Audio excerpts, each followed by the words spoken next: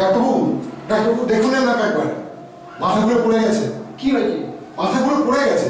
ঠিক আছে, ঠিক আছে, ওনাকে বেড়ে শোয়াল। সিস্টার,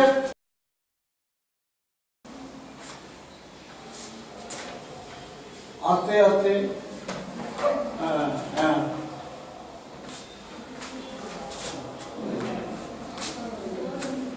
সরে যান।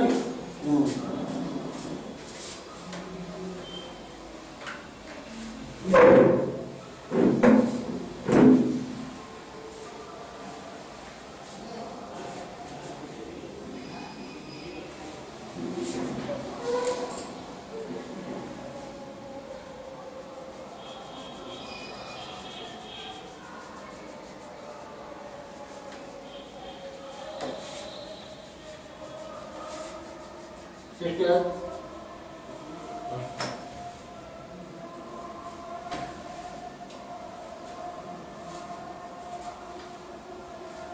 আপনি একটু চোখটা খুলুন। হ্যাঁ, চোখটা খুলুন।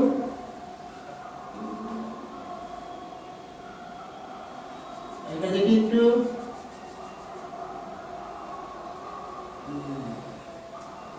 সিস্টার, চোখটা।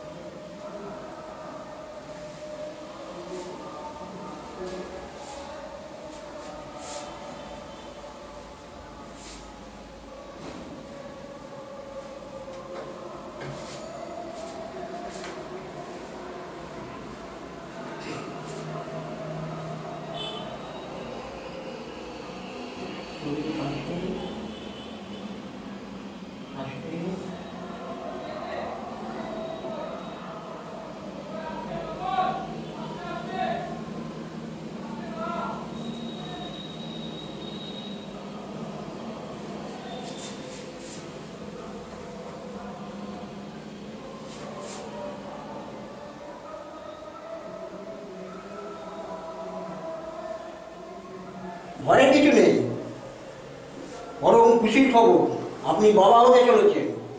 না না ডাক্তারবাবু, আপনি ভুল করছেন। আমি বাবা হতে যাবো কেন? ওনাকে আমি চিনি না। তাহলে আপনি কে?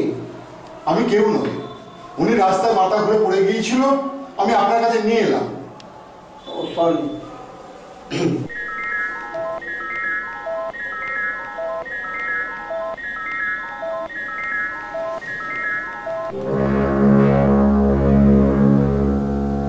স্যার স্যার ওনার জ্ঞান ফিরেছে। ও শুনছেন, আপনার এই বাচ্চার বাবা কে? এই তো, উনি তো আমার স্বামী, আমার হবু সন্তানের বাবা। না না, আপনি কি বলছেন ডাক্তারবাবু? উনি ভুল বলছেন। আমি ওনার সন্তানের বাবা নই। দেখুন, আপনারা নিজেদের মধ্যে ঠিক করে নিন কে বাচ্চার বাবা, নয়তো বাধ্য হয়ে আমাকে পুলিশেই খবর দিতে হবে। না না না না ডাক্তারবাবু, পুলিশে খবর দেবেন না, ওতে আমার খুব বদনাম হয়ে যাবে। অন্য কোনো উপায় নেই যে ওনার সন্তানের বাবা কে সেটা জানা যাবে? উপায় আছে, তবে এই ডিএনএ টেস্ট করলেই বোঝা যাবে। তবে তাই করুন। ঠিক আছে, তাহলে এক কাজ করি, আপনি আমার সঙ্গে আসুন। হ্যাঁ চলুন।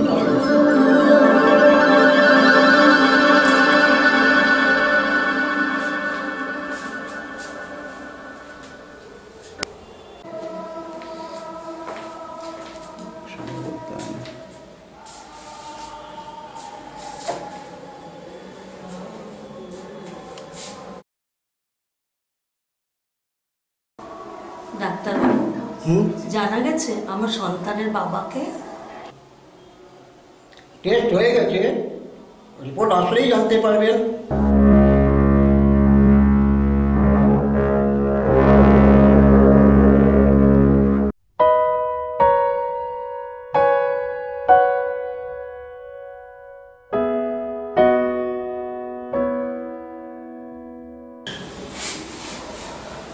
DNA report sir.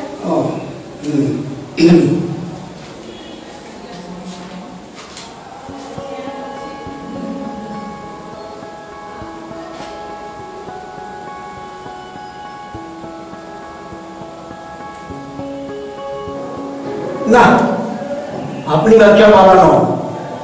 রিপোর্ট বলছে যে আপনি কোনোদিনই বাবা হতে পারবেন না, কারণ আপনার শরীরে বাবা হওয়ার মতো কোনো উপাদানই নেই। চলো, আপনি যেতে পারেন। থ্যাংক গড, এই যাত্রায় আমি বেঁচে গেলাম।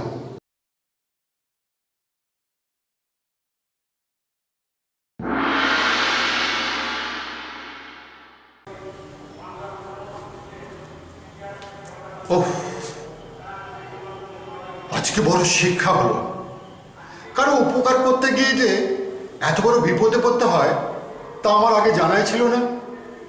ভাগ্যিস ডিএনএ পরীক্ষাটা হলো। কিন্তু একটা কথা আমার মাথায় কিছুতেই আসছে না, আমার মধ্যে যদি সন্তান হওয়ার কোনো উপাদানই না থাকবে, তাহলে বাড়িতে যে দুটি সন্তান আছে ওদের বাবা কে?